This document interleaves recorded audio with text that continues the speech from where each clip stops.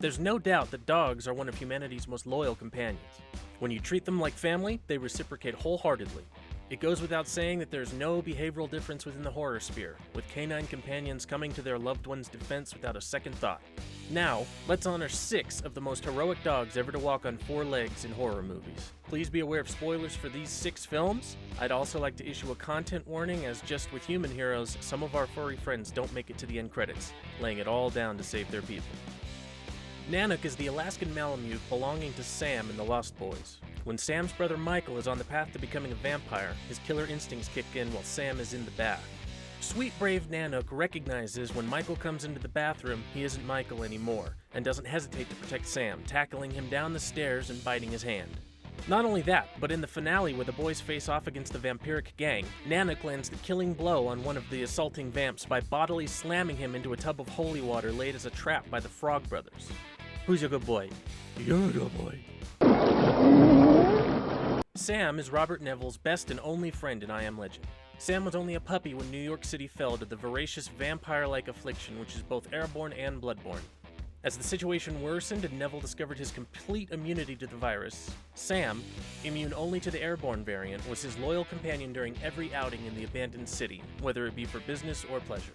Neville raids and captures the creatures during the day in order to hopefully find a cure for the affliction using his own immunity and the infected as test subjects. One day, he falls into a trap laid by the nocturnal beasts, rendering him unconscious as an ever-loyal Sam stays by his side and barks continuously to wake him up.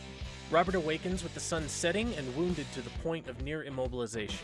Only a thin strip of sunlight keeps a trio of vampiric hounds at bay while Neville scrambles to reach his vehicle and weapons. The sun slips away and the hounds attack, the first of which is deflected by Sam, giving Neville enough time to reach his pistol and dispatch the second. When Neville is set upon by the third, his pistol is knocked from his grasp, and in horror, he sees Sam bitten.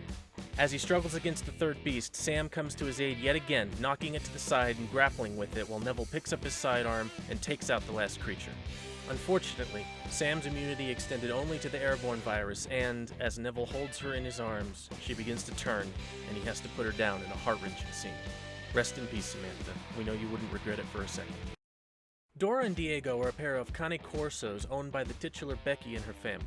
Dora is a mild-tempered and friendly girl, while Diego is a more discerning pup, choosing to spend his time alone with Becky whenever possible. While on one of their duo adventures on the family vacation property, a group of escaped inmate neo-Nazis come calling at the main house in search for a key to some unknown bonanza of Nazi treasure. Dora is gunned down by the more dim-witted members of the Nazi gang when she's merely trying to catch up with her family, alerting Becky and Diego to trouble at home. Becky, a troubled and angry young woman, then launches into a spree of taking out the men in any way she can, with Diego locked in her special hideout cabin to keep him safe. After her second kill, which involved a trolling motor and a Nazi who never learned to swim, Diego manages to escape the cabin knowing she may need his help. When she's confronted by the gang's conflicted second-in-command, Apex, Diego shows up and without hesitation leaps for the hulking man. Apex close-handed socks Diego, knocking him unconscious to Becky's dismay. Apex gives Becky one last chance to run as his faith in the cause and his leader has been shaken by the terrible things he's been asked to do, and leaves her with her wounded pet. But Becky doesn't run. Instead, she uses Diego to lay a trap for the leader of the Nazi crew in which she lures him to the family van and then remotely opens the door, setting Diego upon him. He manages to fight Diego off and close the door, but not before Becky lines up a debilitating strike from another vehicle, kicking off the final fight. Diego may be one of the less effective hero pups on this list, but that doesn't take away from the no-hesitation bravery he shows in order to protect his girl, and he gets to reap the benefits of a job well done by surviving to the end of the movie with her. Another male-female family pet duo, this time a pair of German shepherds, Beauty and Beast are the loyal dogs belonging to the Carter family in the 1977 Wes Craven classic, The Hills Have Eyes. After some cartoonishly idiotic driving, the Carters, their children, and their respective children-in-law find themselves on the side of the road in the middle of the New Mexican desert, unable to travel. Not long after, Beauty escapes the trailer they were towing and goes after something unseen in the eponymous hills.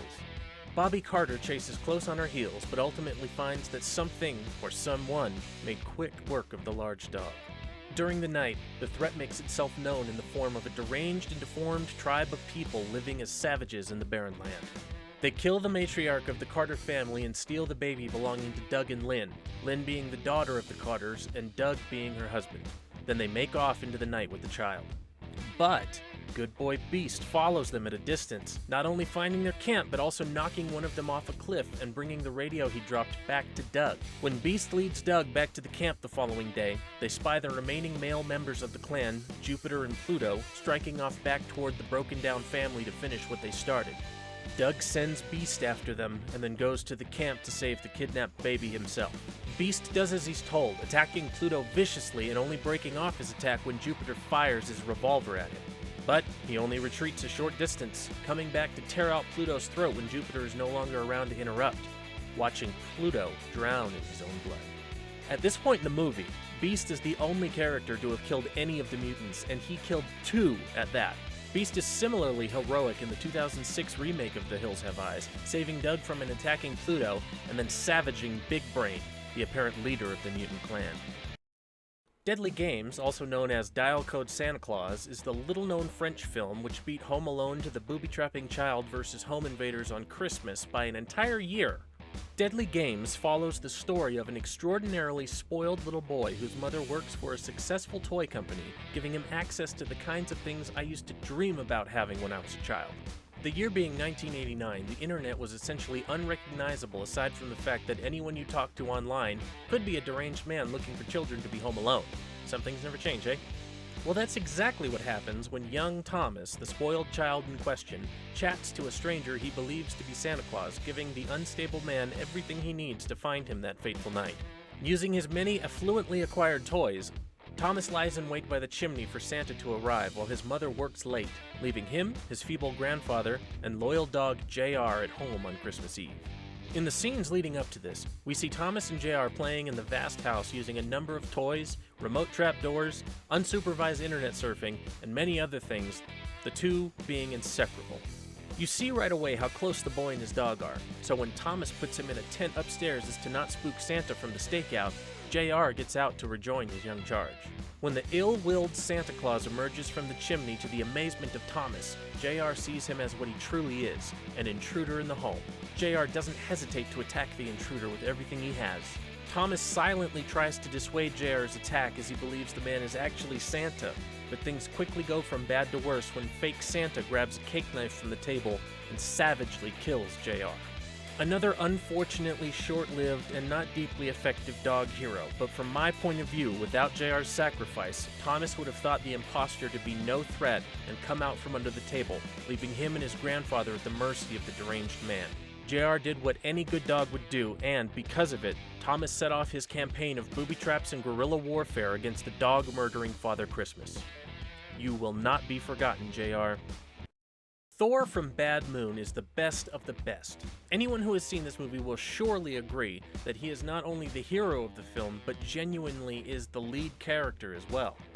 There are so few scenes not including Thor, I can count them on one hand, and in all the scenes he is in, they are almost all told from his point of view, so to speak, with he and the audience knowing things the rest of the characters do not. Bad Moon is a bit of an odd film, opening with a man named Ted and his partner Marjorie committing horror movie sins by f***ing in the South American jungle, inviting the ire of a werewolf which tears Marjorie's face off and scratches Ted, before a very nude Ted manages to explode its head with a shotgun.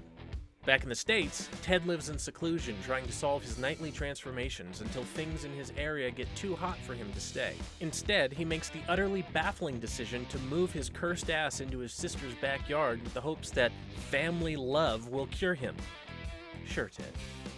Family dog Thor knows that this man is no man, and as Thor's suspicions escalate, Ted's werewolf instincts cause he and the dog to go head-to-head, leading to Ted antagonizing Thor into biting him and being taken away by animal control. But Brett, Thor's boy, knows his dog doesn't deserve such treatment and breaks him out of the kennel, all while Ted's sister Janet confronts Ted in the woods, finding him attempting to chain himself to a tree. Despite having plenty of time to finish the job before turning, Ted decides F it and doesn't bother, leading Janet to run for her life to the house in order to obtain her revolver. All the while, Thor sprints through town to face off against the werewolf once and for all, culminating in a heroic wrestling match in Brett's bedroom before tackling the lupine Ted through the window and onto the lawn below. Wolf Ted escapes into the woods and Thor follows, finding the near-dead and once again nude human Ted in the cold morning air. This time, for the right reasons, Ted antagonizes Thor with a look, inviting Thor to finish the job. And there you have it, 6 heroic dogs from horror movies. There are obviously more. I know there are more, but these are my personal favorites because it's my channel, after all. So let me know in the comments what your favorites are. And yeah, thank you for watching. I will see you next time. And hey, be good to your dogs, because if you get into a fist fight with a fairly good practical effect werewolf in your upstairs bedroom, if you're good to your dog might just knock that sucker through a window. Okay? See you next time.